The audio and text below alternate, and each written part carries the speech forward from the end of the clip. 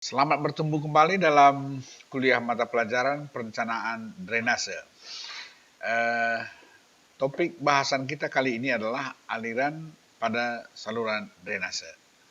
Jadi umumnya aliran pada saluran drainase ini itu adalah aliran gravitasi, ya. Dan umumnya juga ya itu salurannya prinsipnya adalah open channel. Pengertian open channel ini begini. Tekanan pada permukaan air yang mengalir itu sama dengan free surface atau satu atmosfer. Kan ada kalanya juga saluran drainase itu tertutup ya, tetapi prinsipnya adalah aliran pada open channel, aliran gravitasi ya. Nah, beda dengan aliran bertekanan kalau di dalam pipa seperti air bersih yang memang ada pressure. Memang ada beberapa juga di drainase ini yang kalau kita menggunakan pompa, contohnya dari satu pond atau polder gitu ya. Dari sana kadang-kadang dipompakan keluar, nah itu ada pipa. Jadi itu bukan aliran gravitasi lagi, tapi udah pressurized. Nah, mari kita ikuti. Saluran drainase adalah saluran atau biasanya yang saya sebutkan adalah open channel yang mengumpulkan atau collect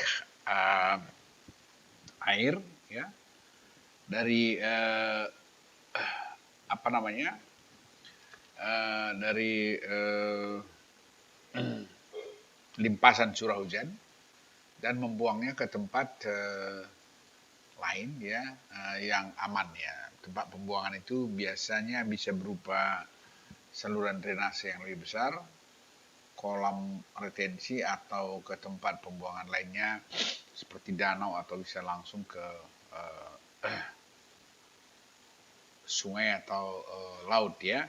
Nah, jadi limpasan itu umumnya ya itu bisa berada di lahan kosong atau atap rumah, kemudian dari permukaan jalan raya gitu ya. Jadi semua limpasan hujan itu kita sebut namanya storm water ya. Jadi storm water ini adalah limpasan curah hujan yang berada di permukaan tanah, baik itu di permukaan jalan, atap rumah, halaman rumah, dan tanah kosong, yang semuanya ini akan mengalir di permukaan tanah dan ini harus dibuang. Sarana pembuangnya itu disebut namanya drainase. Jadi di sini penting diketahui adalah yang tiga ini. Ini yang kita sering sebut namanya adalah outfall. Ya, outfall titik keluarnya. Jadi ini saya jelaskan sedikit seperti ini ya. Jadi pada prinsipnya saluran drainase tersebut ya, misalkan ini ada rumah gitu ya. Ini kemudian curah hujan jatuh masuk ke selokan dan masuk ke ditch atau saluran. Nah, di saluran ini juga bisa ada jalan raya ya. Ini ada jalan, hujan juga jatuh di sini, hujan juga jatuh sini. Tapi ini semua jalan raya ini sendiri mungkin punya drainase sendiri. Tapi semuanya akan bermuara masuk ke saluran drainase ini. Nah, curah hujan ini ya, ini semuanya akan menghasilkan limpasan yang kita kenal namanya dalam prinsip ini adalah curah hujan seperti ini. Ini adalah limpasan Q ya, limpasan Q yang sebagian lari ke bawah namanya infiltrasi kan gitu ya. Nah, seperti ini. Nah, yang kita bicarakan di situ adalah ini yang harus ditampung oleh ini. Nah, drainase. Jadi sistem drainase ini seperti sudah saya jelaskan beberapa waktu yang lalu, dia itu secara prinsip kira-kira ya ada yang datang dari seperti ini atau lahan kosong seperti ini ya. Nah, kemudian baru dia dari sini mungkin ada sudah bentuk drainase gitu ya. Kemudian mungkin dari sini sudah mulai masuk membentuk drainase yang lebih besar. Kemudian dia akan masuk ke sistem drainase yang utama gitu, dan baru ke outfall ini. Outfall. Nah, jadi seperti ini kan bisa banyak ya, artinya seperti ini banyak. Jadi dalam dalam drainase ini kita ada kenal namanya, ini adalah overland flow ya. Overland flow yang titik-titik ini ya. Kemudian ini adalah yang dari sini bisa disebut namanya shallow channel flow ya. Nah, ini baru disebut namanya saluran drainase.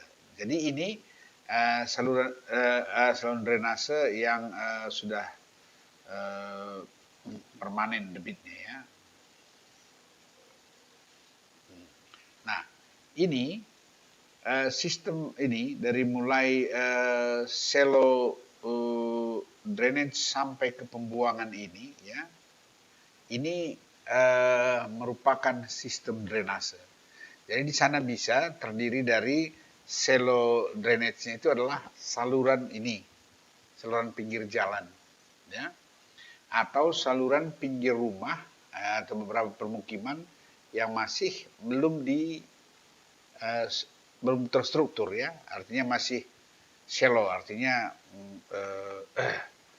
mungkin saluran-saluran kecil gitu ya. Nah, nanti antara ini titik-titik yaitu namanya overland, kemudian kita bikin shallow ya,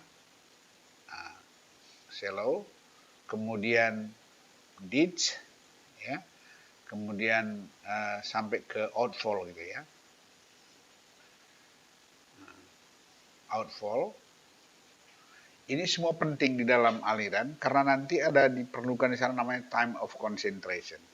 Jadi di sini ada waktu untuk overland ya, ada waktu untuk shallow ditch, ada waktu yang ini ya untuk T untuk saluran drainase gitu ya. Nah, total ini semua T itu sama dengan T overland plus T shallow ditch tambah T saluran drainase, ini namanya TC. Ini nanti penting untuk mendesain discharge debit ya. Oke. Kemudian di samping itu ya, secara hidrolis kita perlu mendesain ya sistem drainase kita, apakah dia itu dalam bentuk shallow ini ya. Ini saya bikin saja overland, shallow, and drainage. Ini outfall ya, gitu ya. Nah, ini semua secara hidrolis alirannya umumnya ini adalah aliran gravitasi ya. Nah, kalau dia aliran gravitasi, maka yang membuat dia mengalir dari mulai titik ini sampai ke titik outfallnya itu adalah energinya ya. Energinya itu apa? Biasanya itu adalah energi potensialnya, selisih tingginya ya. Selisih tinggi ini kita sebut, jadi saya ulangi sekali lagi ya. Ini mungkin overland, ini adalah shallow drain ya, shallow drain. Ini overland, kemudian ini adalah drainase, dan ini adalah outfall ya. Gitu. Nah, ini air di shallow ini bisa banyak begini ya. Nah, ini salah satu contoh saja. Kemudian ini air mengalir seperti ini. Yang membuat dia mengalir itu dari mulai titik 0 sampai titik 1 contohnya ya. Gitu. itu adalah ya ini adalah ini titik nol ya. Ini yang membuat dia mengalir itu adalah energi potensial. Itu kita sebut namanya H ya. Ya. Energi potensialnya ini ya, energi adalah sama dengan elevasi tambah dengan H. Ini saya bikin Z saja ya, elevasi Z ini. Z tambah H. H itu apa? Permukaan airnya gitu ya. Ini permukaan air. Ini kita sebut namanya H. Nah, ini namanya hydraulic grade line. Nah, kalau di outfall ini ya, perhatikan di outfallnya. Di sini ada kalanya outfall ini bisa berupa saluran, bisa danau, bisa sungai ya. Jadi kalau umpamanya outfallnya itu ada kemungkinan ya, kemungkinan muka air lebih tinggi daripada dasar drainase yang dirancang, itu berarti hydraulic grade line-nya akan berubah seperti ini kan, gitu. HGL-nya seperti ini. Makin landai HGL-nya, makin kecil daya tampungnya. Kenapa? Karena Q itu sama dengan V kali A, di mana kalau kita ikuti Manning contohnya ya, itu per N, R pangkat 2/3 kali S pangkat setengah. Nah, S-nya itu adalah kemiringan ini. Nah, kalau S-nya makin kecil, debitnya makin kecil. Jadi oleh karena itu, maka air di outfall ini menjadi penting bagi perencanaan drainase. Jangan nanti kita buang ke salah satu outfall, apakah itu drainase yang lebih besar, sungai atau danau gitu ya, yang permukaan airnya berfluktuasi gitu, bisa besar bisa kecil. Jadi kalau ada hal seperti itu, di outfall ini harus dilengkapi dengan satu hydraulic structure atau pompa yang memungkinkan ini bisa mengalir terus, kalau nggak nanti dia backwater ya. Nah, oleh karena itu maka dalam drainase yang penting pertama didesain adalah hydraulic grade line dari mulai awal sistem drainase sampai ke outfall. Nah, aliran ini semua kita kenal dengan aliran gravitasi ya. Nah, kemudian selain itu ya, di dalam aliran drainase ini ada beberapa bangunan yang sering perlu didesain, yaitu di outfall tadi ya. Ini di outfall ini, katakanlah seperti contoh tadi ya, gini. Nah, kalau di outfallnya ini itu ada pengaruh backwater seperti yang saya gambarkan tadi ya. Ini outfallnya, katakanlah ini adalah permukaan airnya, tapi permukaan air rencana sebenarnya ada di sini, sehingga kita punya HGL itu di sini ya. Ini HGL kalau dia banjir gitu ya. Nah, pengaruh ini itu sampai mana dia bisa membuat backwater ke sana, itu ada hubungannya dengan jenis alirannya. Nah, jadi jenis aliran itu ini namanya kan tidak uniform lagi nih alirannya. Alirannya sudah mulai berubah. Nah, jadi ada pengaruh apa namanya backwater. Nah, apabila masih memungkinkan untuk tidak membuat pompa gitu seperti yang saya sebutkan tadi, maka pengaruh backwater ini harus bisa dilihat sejauh mana dia ke upstream ini kena akibat backwater, karena outfall ini airnya lebih tinggi gitu ya. Jadi ini salah satu hal yang perlu diperhatikan. Nah, ini penjelasan secara garis besar bagaimana merencanakan drainase. Nah, mulai dari overland, shallow drainage, sama drainage ini bisa saja di dalamnya Di sini bisa saluran drainase jalan raya. Kemudian di saluran drainase jalan raya bisa saja ada drop, ya. Drop artinya ada delta H.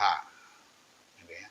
Ini di saluran itu. Kemudian di saluran drainase ada bisa banyak drop sini sehingga ada delta sigma delta H. Ini harus diperhitungkan sebagai bagian dari yang bisa memperkecil HGL kita ini, sehingga mungkin di sana harus diperhitungkan outfall-nya cukup tinggi, cukup rendah, apakah tidak terlalu rendah dibandingkan dengan permukaan airnya. Nah, jadi dalam hal seperti ini, ya, kalaulah umpamanya ini sungai gitu ya, ini laut gitu ya.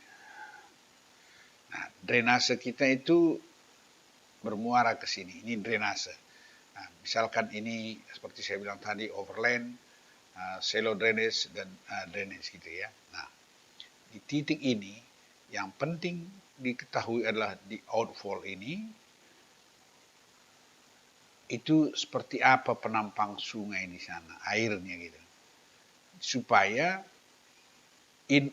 outlet kita ini jatuhnya kalau bisa itu ada di atas dari permukaan sungai maksimum ya. Ini maksimumnya gitu. Itu paling bagus. Jadi kadangkala kalau nggak bisa seperti ini, mungkin bagusnya dirancang dengan membuat ini ikuti kemari, jatuhnya di sini. Kenapa? Karena mungkin ini kurang terlalu tinggi muka airnya, dipindahkan ke ini. Nah, hal-hal seperti ini menjadi awal pertama kita mendesain sistem drainase. Karena kalau hal seperti ini mungkin kalau mau dipaksakan bisa saja, tapi mungkin kita harus menambahi pintu dan pompa. Ya, pintu pada saat air ini tinggi, gitu ya, ini ditutup pintunya, di sini kasih sampitnya, dipompa kan gitu ya. Tapi kalau dibuat kemari, salurannya tambah panjang, tapi di sini outletnya bisa langsung gravitasi buang ke sungai. Nah, ini penjelasan-penjelasan yang penting di dalam perencanaan drainase. Nanti secara spesifik aliran-aliran itu apakah dia aliran di side ditch road atau drainase jalan raya, baru masuk ke drainasan urban atau ke permukiman, itu adalah bagian penting dari aliran secara spesifik ya. Jadi saya kira ini prinsip dasar penjelasan berkenaan dengan prinsip aliran pada saluran drainase. Nah, sekarang kita kembali dulu sebentar ke sini tadi ya. Jadi saluran drainase yang lebih besar itu bisa seperti saya katakan tadi ya. Mungkin ini adalah saluran drainase yang lebih besar, itu maksudnya kalau ada dalam hal ini umpamanya ini sekunder, ini saluran drainase primer gitu ya. Nah, dan di sini ada lagi saluran seperti ini, bisa saluran tersier lah namanya nih, yang sudah shallow ditch ya. Ini saluran tersier gitu ya. Nah, ada kalanya di dalam saluran ini ya, kalau masuk ke saluran primernya ini, yang seperti ini tadi, yang harus bertemu dengan kondisi seperti muka air itu ada kemungkinan tinggi. Nah, di situ yang sering dibuat orang di sini kolam retensi atau kolam detensi, atau disebut juga namanya polder ya. Nah, dari polder ini biasanya harus dipompa keluar ya, pompa seperti ini, pump. Jadi artinya dalam sistem drainase itu hal-hal seperti ini adalah komponen-komponen yang umum dijumpai. Nah, yang kita bicarakan sekarang adalah berkaitan dengan aliran pada semua sistem drainase ini. Apakah itu saluran jalan raya, saluran di drainase yang shallow ditch, saluran sekunder atau saluran primer yang mengalir di saluran. Ini adalah topik bahasan kita hari ini ya. Baik, kita teruskan. Nah, ini adalah konsep dari aliran pada open channel. The design and or analysis of roadside, median drainage channel follow the basic principle of open channel flow.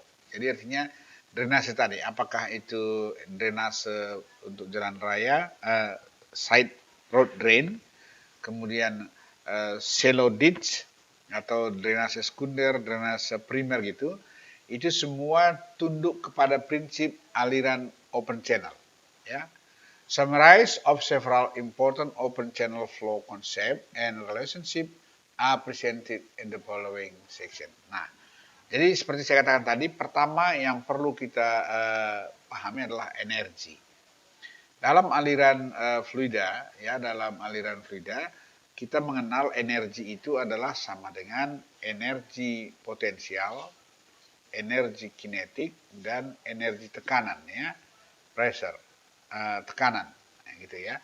Nah, jadi yang umum di dalam open channel flow itu adalah yang dua ini. Ini kalau aliran pipa, jadi ini nggak ikut, ya. Nah, conservation of energy is basic principle of open channel flow, ya. Jadi artinya kedua energi ini, ya, menjaga kedua energi ini menjadi hal yang penting. Artinya jangan kita boroskan energi, umpamanya kita drop, ini kita drop gitu. Nanti akhirnya dia nggak punya energi untuk mengalir, sehingga di sini kita harus taruh pompa gitu ya. Nah, itu artinya konservasi seperti itu perlu. Nah, dalam energi ini berekspresi open channel. So nanti gambar berikutnya. Nah, energi tersebut bisa dituliskan dalam bentuk seperti ini, ya. Total energi tadi saya sebut ya, energi tekanan itu tidak ikut, sehingga tinggal energi kinetik, energi potensial sama energi kinetik. Energi potensial itu adalah elevasi tambah tinggi muka air, itu adalah head, energi potensial namanya, tinggi air. Kemudian ini adalah energi kinetik, yaitu kecepatan aliran, ya, V kuadrat per 2G. Nah, ini dua ini yang perlu dikonservasi atau dijaga dalam semua traveling di sepanjang salurannya. Nah, untuk penjelasan ini mari lihat di gambar ini. Inilah tipikal, ya, long section dari open channel drainage kalau kita berbicara tentang aliran gravitasi tadi. Nah, pada prinsipnya total energi itu adalah H dari satu ujung tadi, dari mulai overland sampai ke outfall, ya. Ini adalah outfallnya. Nomor 2 ini adalah yang saya sebutkan tadi awal dari satu saluran, ya.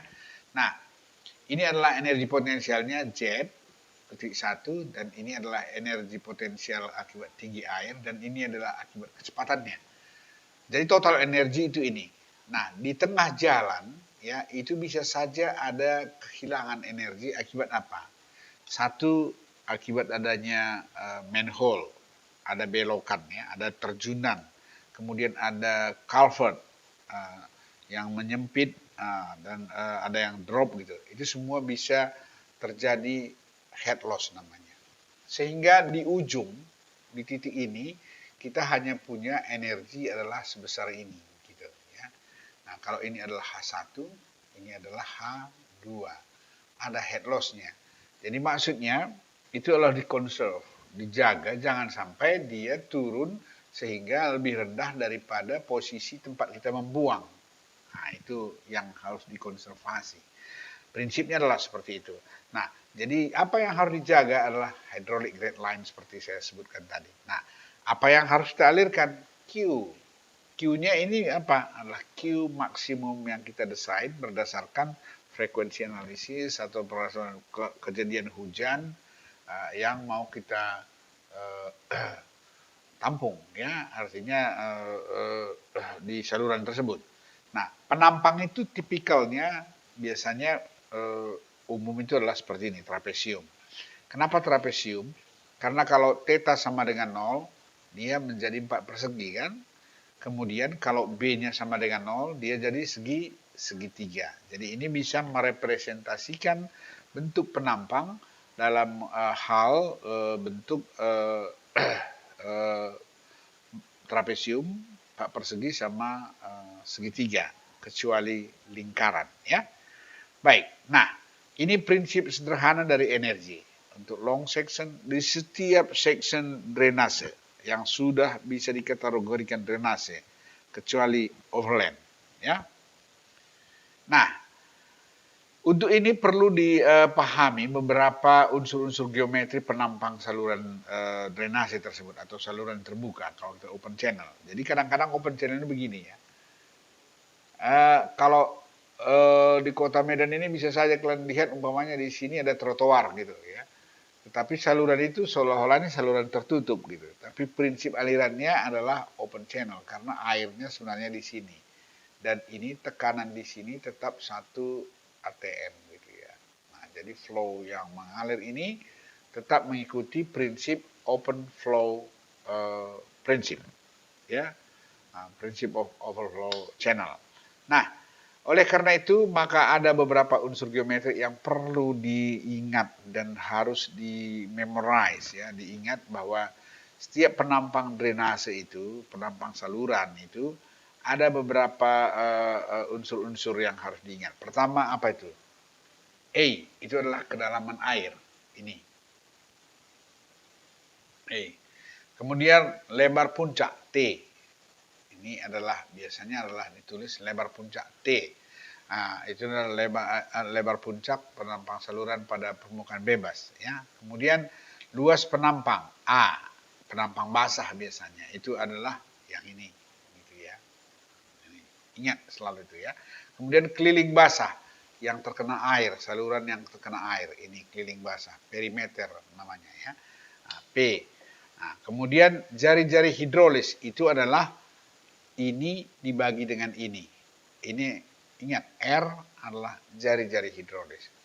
Kemudian ada satu lagi namanya kedalaman hidrolik atau hydraulic depth. Itu simbolnya D, itu adalah A per T. Ya. Jadi setiap tipe saluran itu akan berbeda besaran hydraulic depth-nya karena T-nya berbeda-beda ya, dan A-nya pun beda-beda. Kemudian ada satu lagi faktor penampang. Faktor penampang ini atau section factor itu untuk biasanya perlu kita untuk aliran kritis itu adalah Z ya. Itu A kali D pangkat setengah. Itu namanya adalah faktor penampang.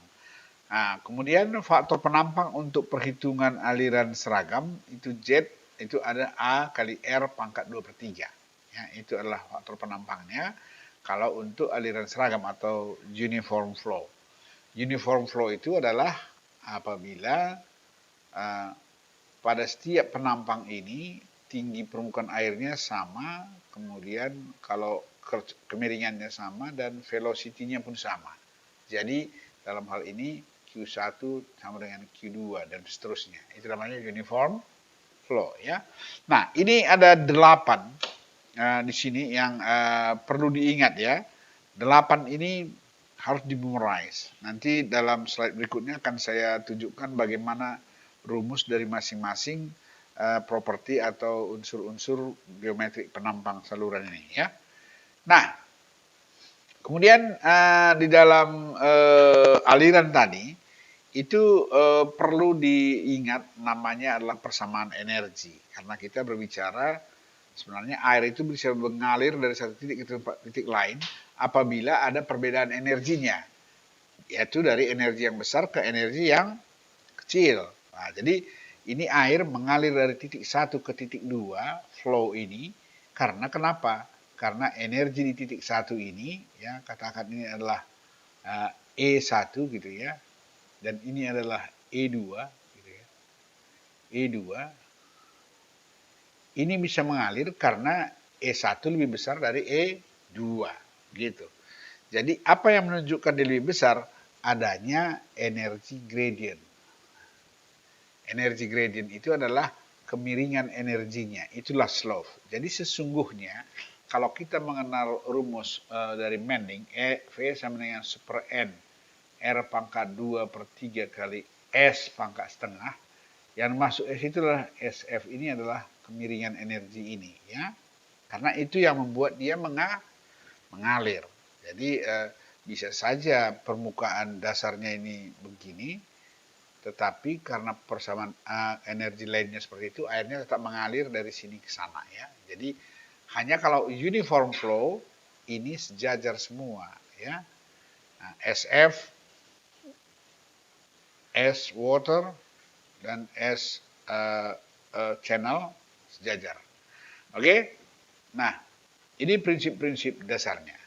Nah, kalau begitu, energi tadi sudah saya katakan, energi pressure nggak ikut dalam open channel, berarti hanya ada energi kinetik dan energi potensial. Nah, energi potensial pada titik 1 sama dengan energi potensial pada titik 2 ditambah head loss. Ini adalah persamaan energi. Persamaan energi ini sering juga dikenal dengan Bernoulli equation, ya. Ini juga disebut sama Bernoulli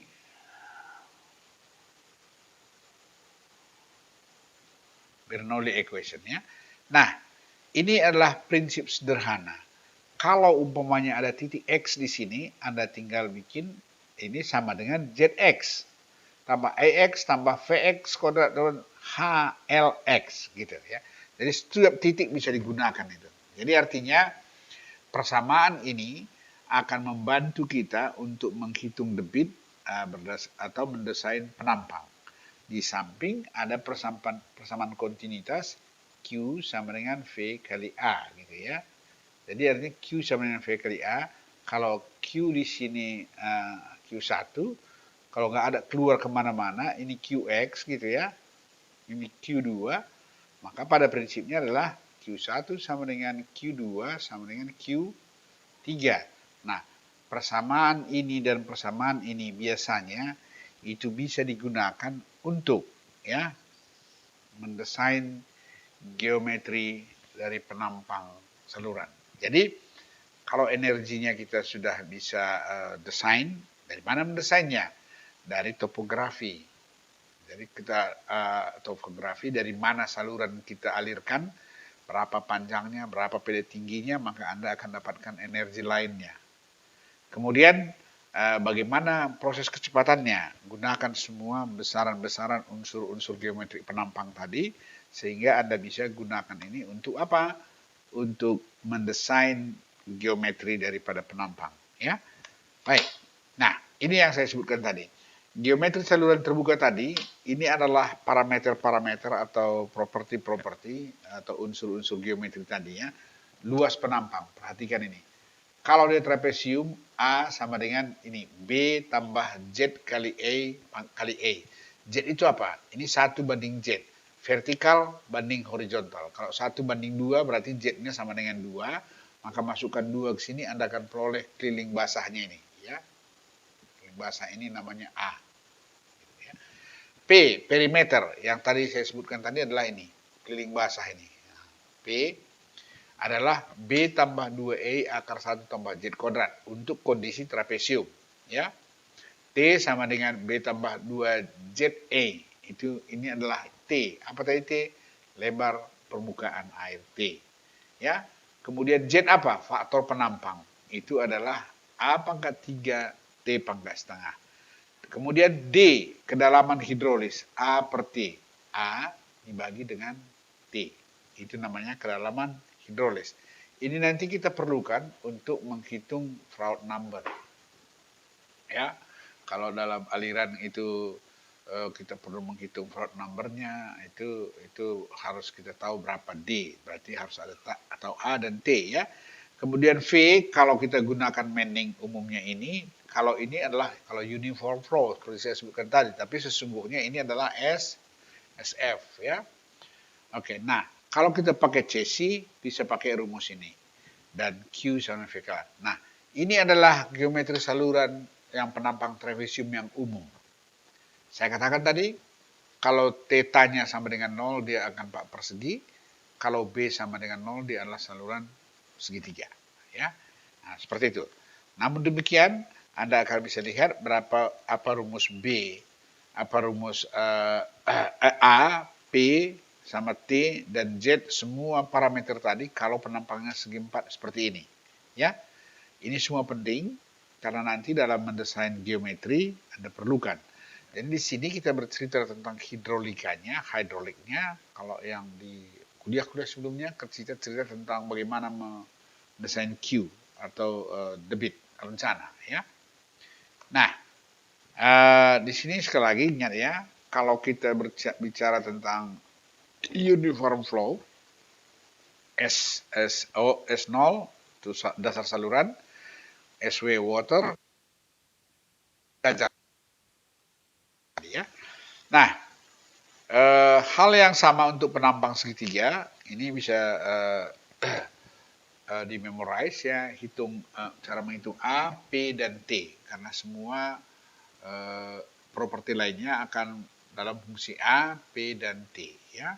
Jadi untuk yang ini semua ke bawah ya, dari mulai Z ini, itu semua dari besaran A, P, dan T.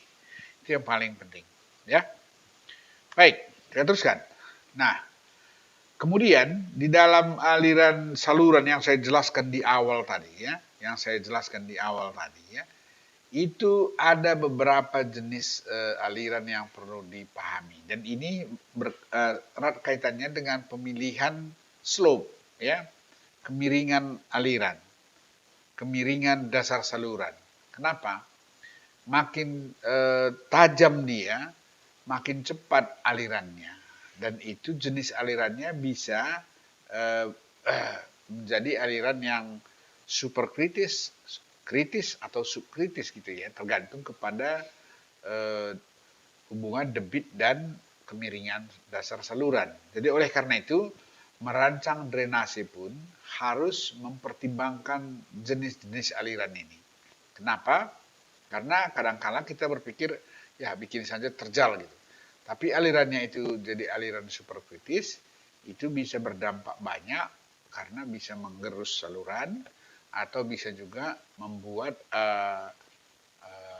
kegagalan pada beberapa bangunan hidrolis yang diterpa oleh aliran yang besar ini. Nah, jadi ini adalah jenis aliran pada saluran terbuka ya. Jadi saluran drainase itu yang tadi sudah disebutkan pada prinsipnya adalah mengikuti prinsip aliran pada open channel ya. Nah, jadi ada 4 jenis aliran. Di sini 3 jenis aliran ya, yang umum dalam open channel. Pertama aliran tuna. Ini artinya aliran steady. Itu ceritanya adalah di titik tertentu ya, di titik tertentu itu kalau ini muka air, ini adalah Q ya, mengalir, dan ini adalah dasar. Itu hanya ini pada titik ini ya, untuk waktu tertentu, katakan dalam 1 jam atau setengah jam atau 3 jam itu tidak berubah gitu. Itu disebut namanya tuna, atau dengan kata lain dA per dt adalah sama dengan 0. Nah, dalam drainase kadang-kadang hal ini susah dipenuhi. Kenapa? Karena drainase itu pada saat hujan besar dia mungkin sekejap saja tinggi muka airnya besar, gitu ya. Terus 1 jam berikutnya sudah turun lagi, naik lagi. Jadi yang sering bisa ditemui steady flow ini adalah di saluran irigasi, karena kita sekali buka itu segitulah dia dalam 1 minggu atau 1 bulan gitu ya. Kalau di drainase jarang kita temui namanya steady flow. Ya, oke. Nah, kemudian yang kedua adalah aliran seragam, uniform flow. Uniform flow ini artinya dH per ds itu sama dengan 0 dan S0 SW sama dengan SF. Ini bisa diasumsikan terpenuhi di saluran drainase. Karena kenapa? Dia dalam hal S berarti panjang ya. Nah, dalam di sini dan di sini gitu ya. Di titik 1 dan titik 2 ya, mungkin ini jaraknya 100 meter apa itu ya. Tinggi permukaan airnya H1 bisa sama dengan H2, atau permukaan airnya di S0 S water, ini S0 sejajar gitu ya. Bisa diasumsikan seperti itu di dalam perhitungan. Tetapi itu pun jarang bisa dipenuhi. Kenapa? Karena drainase itu pada umumnya, contohnya begini kan, ini ada saluran drainase, gitu ya. Katakan ini 100 meter, di sini ada rumah satu, sini rumah satu, air mengalir dari sini kemari. Di titik ini sama di titik ini saja, untuk saluran yang sama, itu debitnya berbeda, kalau dimensinya sama, hanya bisa berubah. Kalau dimensinya berbeda, nggak prismatis pula namanya saluran itu, gitu ya. Jadi umumnya, saluran itu dalam satu section itu prismatis, artinya sama dimensinya dari satu section itu ya. Nah, ini juga sering jarang dipenuhi, tetapi dalam perhitungan-perhitungan hidrolis sering disederhanakan, dianggap sama. Ya, jadi perhatikan ini, asumsi-asumsi seperti ini harus keep in mind, ya, harus disimpan dalam pemahaman bahwa ini adalah asumsi seperti itu. Nah, yang ketiga, sesungguhnya dalam drainase ini yang sering kita jumpai, aliran berubah, varied flow. Kenapa? Karena debit drainase itu memang berubah dari waktu ke waktu dan dari tempat ke tempat gitu. Jadi artinya dari S dan T dia berubah sehingga dia memang adalah aliran pada saluran terbuka di mana kedalaman aliran berubah di sepanjang saluran. Aliran berubah dapat terjadi pada aliran tunak dan aliran tidak tunak. Ya, nah jadi ini umumnya. Nah, jadi dalam hal ini apa namanya? Ada kalanya orang menganggap dia masih steady flow gitu. Padahal sebenarnya dia ini pun dia tidak steady flow dan juga S0 tidak sama dengan SW dan tidak sama dengan SFF dan DEDS itu tidak. Jadi ini pun tidak, ini pun tidak. Jadi ini adalah yang umum bisa kita jumpai di saluran drainase. Tetapi ingat sekali lagi ya, sering dalam penyederhanaan perhitungan itu yang nomor 2 ini dianggap dipenuhi gitu ya. Nah, padahal sesungguhnya rumus Manning itu hanya bisa kita gunakan kalau ini dipenuhi gitu. Setidak-tidaknya ada steady flow pada bukan steady flow, streamline ya, dari streamline pada satu aliran. Nah, asumsi-asumsi seperti ini perlu kita pahami. Nah, kemudian aliran berubah ini itu dibedakan atas aliran berubah lambat laun, aliran berubah beraturan, dan aliran berubah seketika. Nah, jadi aliran berubah seketika ini itu disebut namanya hydraulic jump, ya, lonjakan air. Aliran berubah beraturan itu dia adalah teratur perubahannya karena diatur oleh boundary conditionnya. Boundary condition itu bisa berupa pintu, gate, ya, kan bisa juga berupa weir, ya. Nah, kemudian ada aliran berubah lambat laun itu varied flow itu berubahnya tidak teratur, bisa berubahnya sesuai dengan pengaturan gitu ya. Jadi tiga bentuk ini akan kita jumpai dalam real drainage channel, ya. Nah, tetapi sekali lagi saya sampaikan bahwa dalam perencanaan drainase sering disederhanakan dengan menggunakan formula sederhana dan menggunakan nomor 2 ini ya. Kita lanjutkan. Nah, kembali ke spesifik energi tadi karena ini nanti akan ada hubungannya dengan cara untuk mendimensi geometrik salurannya. Specific energy A is defined as the energy head relative to the channel bottom. It is the sum of the depth and the velocity head. Sama, itu yang tadi semua ya. Specific energy itu adalah energi potensial ditambah dengan energi kinetik, tapi referensinya adalah dasar saluran, bukan datum seperti yang tadi. Datum tadi kan ada elevasi ya, tapi ini dasarnya adalah dasar saluran. Jadi kalau begitu kita mulainya dari sini ya.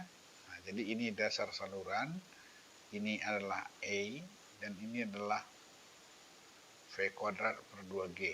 Jadi nanti kalau di 1.2 kita datumnya, referensinya adalah dasar saluran itu. Itu disebut namanya specific energy. Nah, kemudian ada flow specification. Ini tadi sudah kita bicarakan di sana tadi ya.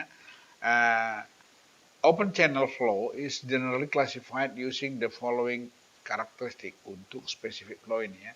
Steady and unsteady. Kemudian uniform or varied, dan subcritical or supercritical.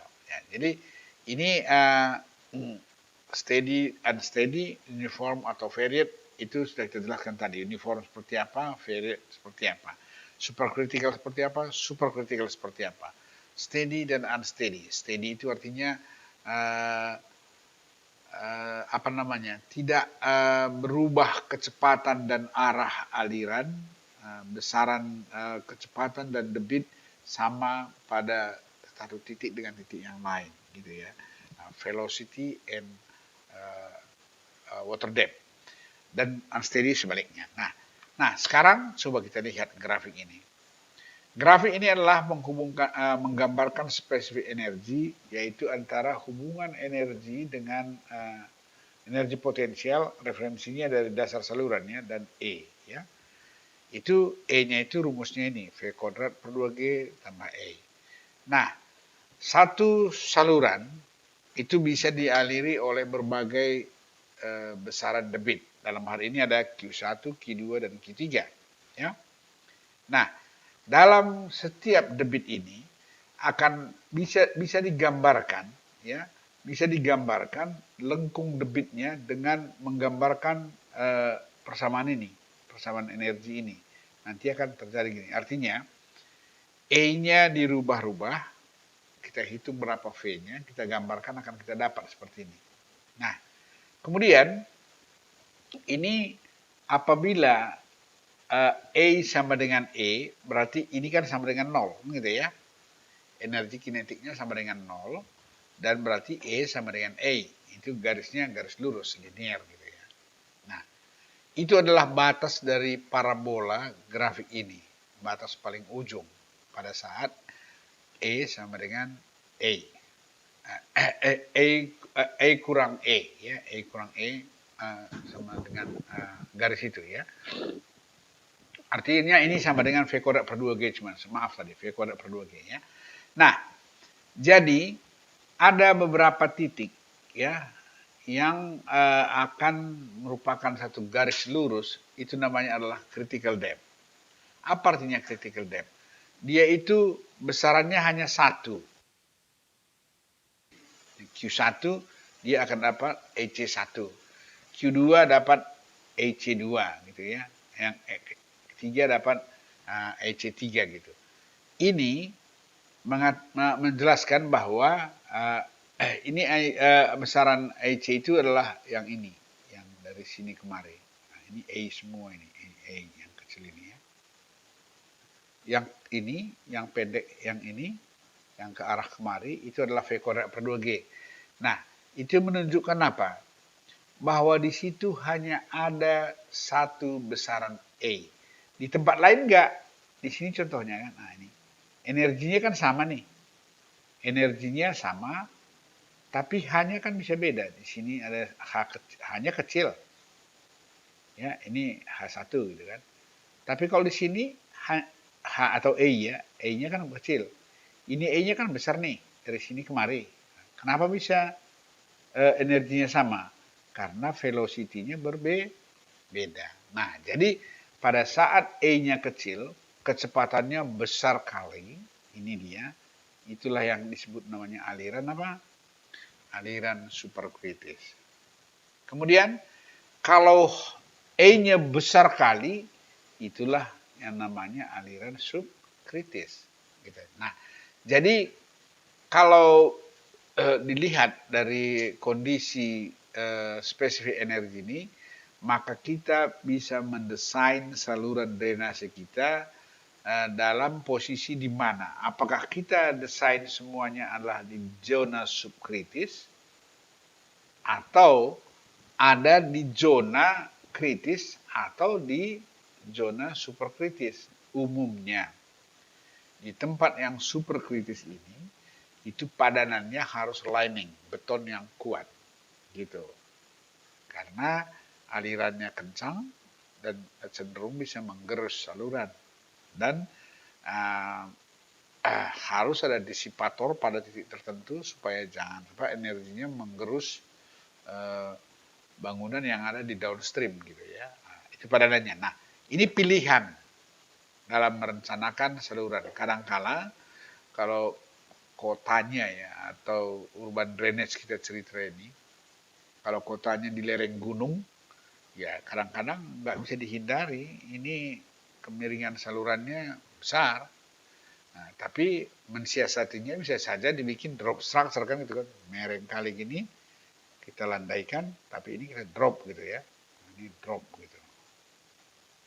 Nah, bisa dia kali gitu ya. Nah, tapi kira-kira seperti itu maksudnya.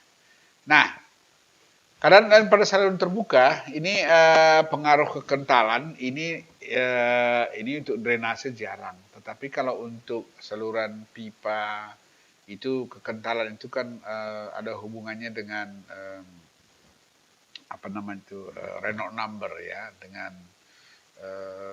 kekentalan itu viskositas namanya. Jadi biasanya kalau di drainase karena kita bicaranya tentang air hujan semua, maka ini tidak terlalu penting untuk dibicarakan dalam drainase. Tetapi kalau berpengaruh gravitasi ya, kenapa? Karena memang alirannya aliran gravitasi gitu ya. Karena alirannya adalah aliran gravitasi, maka yang berpengaruh dalam drainase itu selalu adalah Froude number. Jadi mengindikasikan apakah dia berada di zona ya, apakah dia berada di zona subkritis atau superkritis atau dikritis, maka indikatornya adalah dengan menghitung Froude number ini ya. Nah, Froude number itu dihitung dengan ini ya. V sama dengan G kali D pangkat setengah. D tadi rumusnya apa tadi? A per T ya. Jadi D sama dengan A per T di dalam geometri penampang tadi. Jadi tergantung penampangnya didesain seperti apa, hitung parameter atau properti geometri penampang itu, nanti kan kita dapatkan besaran Froude number itu V per GL pangkat setengah. Nah, jadi dalam apa namanya, untuk saluran terbuka L diambil sama dengan kedalaman hidrolis. Jadi ini nanti ini untuk saluran drainase ini L itu sama dengan D. D ini adalah kedalaman hidrolis di mana itu besarnya A per T ya. Nah, jadi kalau Froude number-nya sama dengan 1, alirannya kritis. Itu dia berada pada garis sini ya. Kemudian kalau ya Froude number-nya lebih besar dari 1, dia berada pada aliran superkritis. Dia berada di sini. Dan kalau Froude number-nya lebih kecil dari 1, dia berada di zona ini. Ini penting untuk membedakan aliran yang akan kita pakai pada apa namanya, pada saluran drainase kita. Jadi persoalannya satu lagi yang perlu dipahami adalah kalau alirannya superkritis gitu ya, tiba-tiba di sini ada kita empang atau kita masukkan ke apa namanya ini outflow gitu ya. Ini alirannya superkritis. Kalau ini downstream boundary conditionnya umpamanya ada air seperti ini akan terjadi hydraulic jam di sini. Hydraulic jam gitu ya. Kenapa? Karena akan berubah dari superkritis menjadi subkritis gitu. Itu biasanya berubah seperti itu. Nah, oleh karena itu dalam merencanakan saluran drainase ini, itu kita harus lihat bahwa pilih, tapi umumnya ya, saluran drainase itu didesain orang di zona ini, ya, di zona subkritis. Jadi pastikan setelah dibuat jenis penampangnya, hitung berapa debit yang dialirkannya, nanti kita tahu alirannya subkritis atau superkritis ya. Nah, baik, jadi untuk ini ya, Froude number ini Itu dihitung seperti tadi ya, itu sudah saya jelaskan di sana tadi. V itu ini G kecil ini ya, dan ke dalam hidrolis. Ini sudah saya jelaskan tadi. Nah, sekarang ini adalah properti kedalaman air. Ini satu yang paling penting di sini adalah properti itu adalah EC dan EN. Ya, karena setiap bentuk penampang yang sudah ditentukan dan debit yang diberikan, dia akan memberikan satu besaran yang unik, yaitu AN dan AX, normal depth dan critical depth. Yang dua ini itu unik, hanya satu besarannya untuk satu desain dimensi penampang dan untuk debit tertentu. Nah, kalau permukaan airnya berada di atas atau di bawah ini, itu tergantung kepada boundary conditionnya, artinya bagaimana kondisi di lapangan. Apakah ada intervensi karena gorong-gorong, ada intervensi karena jembatan, ada intervensi karena outfall gitu ya. Itu bisa membuat permukaan air ini berada pada posisi di sini, atau di sini gitu ya. Nah, jadi kalau umpamanya posisi A itu adalah akibat dari pengaruh hydraulic structure tadi yang bisa mengakibatkan A lebih besar dari AN, alirannya adalah aliran mild seperti ini. Itu biasanya kecepatannya rendah. Kemudian kalau alirannya normal atau seragam, itu berarti alirannya dempet dengan normal depth ini. Ya. Kemudian kalau dia diantaranya itu aliran subkritis namanya, kalau ada di sini. Kemudian kalau dia pas di EC, itu namanya aliran kritis. Tapi kalau lebih kecil dari EC, ini superkritis. Inilah aliran yang paling kencang yang bisa membuat ada pengerusan ya.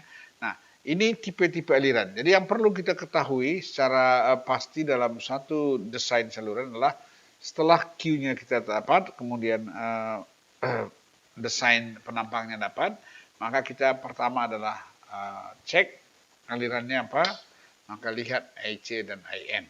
Nah, jadi ini properti ya, saya tambahi R-nya sini. Kemudian sekali lagi tadi ya, berarti yang unik itu ya, ini perhatikan ya. Nilai EN, EC adalah unik, hanya satu untuk saluran terbuka dengan besaran Q, S, N, Z, dan B. Ya, jadi ini penting. Nah, sekarang kita lanjutkan ya.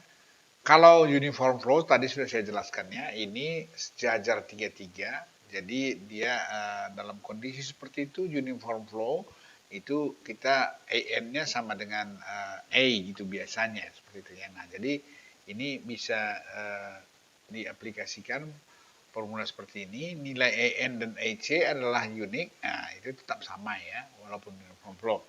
Nah, ini seperti saya katakan tadi sering digunakan untuk perencanaan drainase dengan mengasumsikan alirannya adalah uniform, walaupun sesungguhnya tidak. Tapi kalau untuk menghitung permukaan air itu harus dengan aliran yang berubah ya. Nah, ini tadi sudah saya jelaskan ya. Jadi ini yang penting adalah dipahami bahwa energi minimum itu terjadi pada saat dia kedalaman airnya ada di aliran kritis, EC1. Jadi energi minimum untuk Q, S, A, dan N tertentu, itu E minimumnya adalah EC tambah D per 2. Atau V sama dengan GD pangkat setengah ya. Jadi ini perlu diingat bahwa energi minimum itu terdapat pada saat aliran kritis ya. Tadi sudah saya jelaskan secara sama di depan tadi. Nah, pada aliran kritis tersebut, ini yang rumus yang sudah kita buat kemarin ya. Ini DE per DE sama dengan 0 itu puncak parabola, sehingga kita peroleh besaran ini dan kita peroleh besaran ini sama seperti yang tadi. Kalaupun kita turunkan berdasarkan float number, begitu juga float numbernya sama dengan 1, maka kita akan peroleh kecepatannya seperti itu. Itu dalam critical depth. Jadi critical depth itu semua ada di garis yang ini ya, pada kedalaman kritis. Baik. Nah, terus yang tadi saya sebutkan yang penting itu adalah normal depth. Setiap aliran ada Q, N, dan S, dan penampang yang sudah ada, maka itu AN ini unik, besaran ini unik. Jadi permukaan air A bisa berubah-ubah karena ada empangan atau ada pintu segala macam gitu ya. Nah, tapi AN itu unik dan itu bisa dihitung dari persamaan ini ya. Ini propertinya tadi, ini R dan V dan Q, kemudian ada kita pakai Manning formula contohnya, maka kita akan dapatkan rumus ini.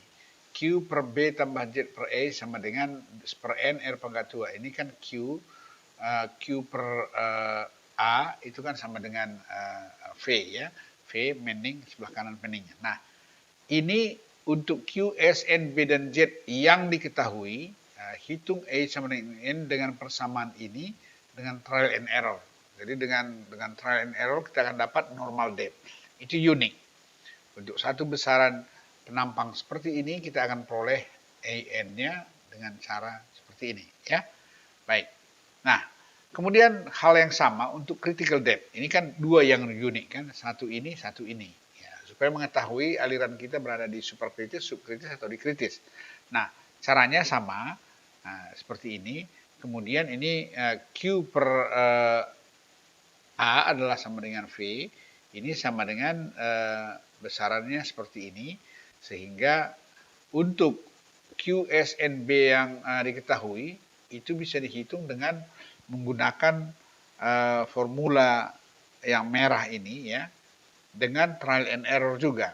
Nah, dengan demikian ya, untuk penampang yang sudah kita ketahui A, P, T, D untuk debit tertentu dengan menghitung R, V dan kita masukkan ke dalam rumus aliran, maka dengan trial and error kita akan bisa peroleh nilai EC. Kedua properti ini, EC dan AN, ini adalah penting untuk mengklasifikasi jenis aliran pada saluran drainase. Apa pentingnya jenis aliran ini?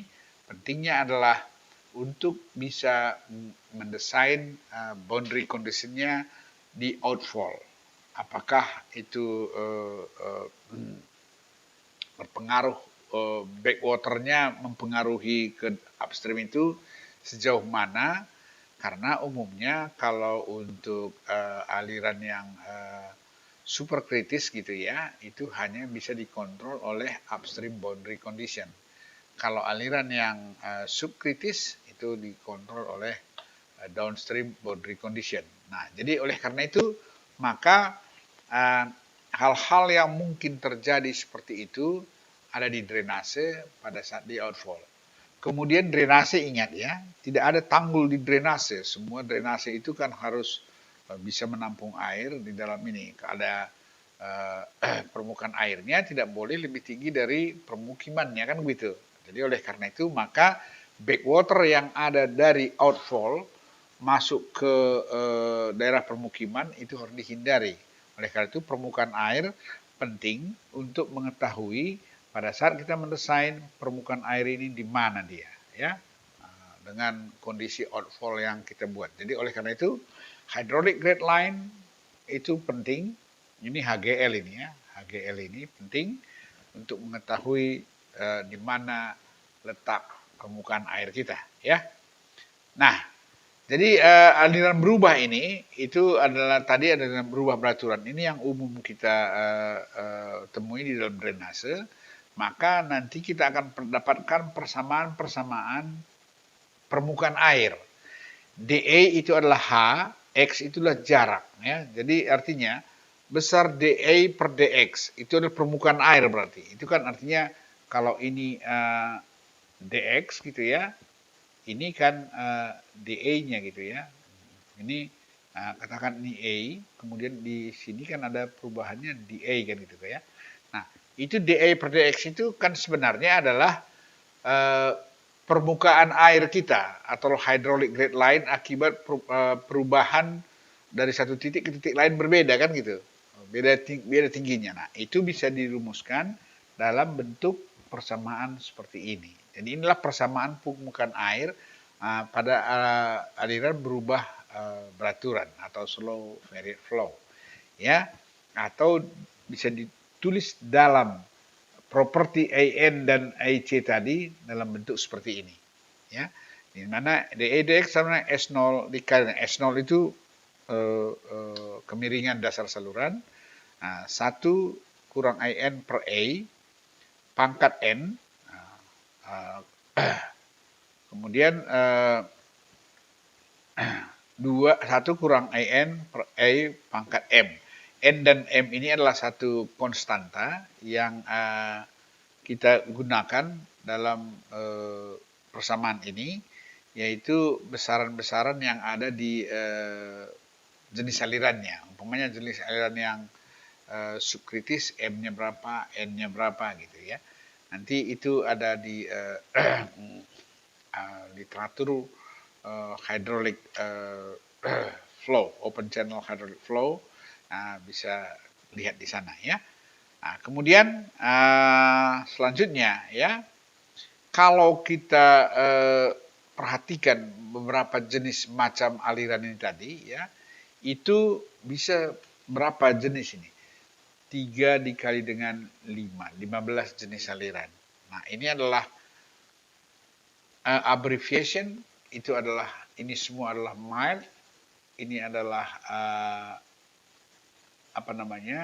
kondisi normal, dan inilah kondisi ini kondisi kritis, ini kondisi superkritis ya, superkritis, kritis, dan mild ya. M, S, dan superkritis ya.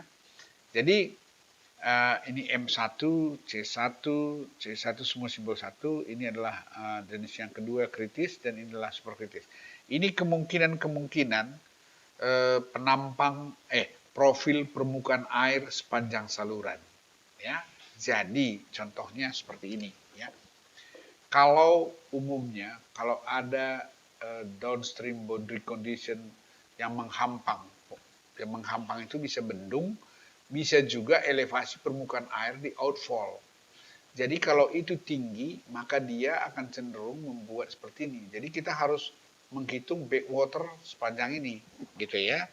Nah, atau mungkin backwaternya bisa seperti ini, atau bisa juga seperti ini, tergantung slope yang ini, gitu kan. Nah, jadi umumnya yang terjadi di drainase itu adalah di tempat yang seperti ini. Nah, yang ini karena ini kritis, ini biasanya itu hanya bisa dikendalikan dari upstream gitu ya, upstream boundary conditionnya. Jadi hal yang sama ini pun begitu, ini hanya bisa dikendalikan oleh upstream boundary condition. Yang sering kita upstream boundary itu biasanya pintu ya, pintu sluice gate gitu. Kalau di sini adalah empangan. Empangan itu bisa bentuk bendung atau outfall-nya itu permukaan air banjir maksimum sungai kalau outfall-nya sungai gitu ya. Umumnya kalau outfall-nya sungai, atau outfall-nya mungkin juga polder, ya muka air di poldernya tinggi, atau karena pompanya macet, bisa terjadi backwater gitu ya. Nah, hal-hal seperti ini adalah merupakan pekerjaan yang lebih seksama, lebih detail dilakukan untuk membuat permukaan air ini, ya, untuk menggambarkan permukaan air itu dengan persamaan ini, ya. Jadi saya kira ini adalah bagian hidrolika dari perencanaan saluran drainase secara umum, ya. Jadi saya kira ini Anda bisa ulang-ulang sampai Anda memahami bagaimana cara untuk mendesain saluran drainase.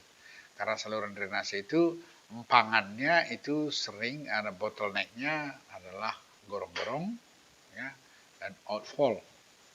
Nah, kemudian ada hal-hal yang lain. Contohnya drop structure, biasanya kalau dari pemukiman yang di lereng bukit gitu umpamanya ya, itu sering ketemu aliran superkritis dan subkritis, dan nanti dia berubah lagi, sehingga dalam perubahan itu perlu bangunan-bangunan hidrolis untuk meredam energi atau untuk menenangkan aliran gitu ya. Nah, oke. Saya kira ini penting untuk diketahui dalam aspek hidrolika daripada alirannya. Oke, sekian pertemuan kita kali ini. Sampai ketemu di sesi berikutnya. Salam.